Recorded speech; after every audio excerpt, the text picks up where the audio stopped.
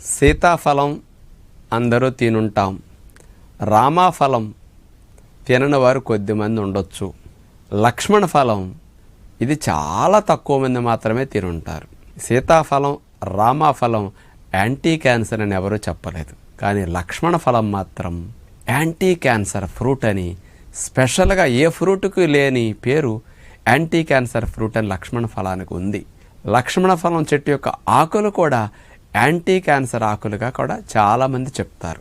నన్ను గతంలో కూడా చాలామంది ఏదో లక్ష్మణ ఫలం తింటే క్యాన్సర్ తగ్గుతుందంట కదా అని అడిగితే నాకు తెలియదండి అనేవాడిని.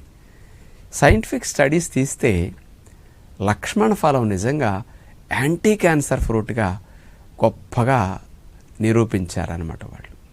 లక్ష్మణ ఫలంలో ఉండే అన్నోనోసియస్ ఎసిటోజెనిన్స్ అనే కెమికల్ కాంపౌండ్స్ స్పెషల్గా ఇందులో ఉన్నాయట.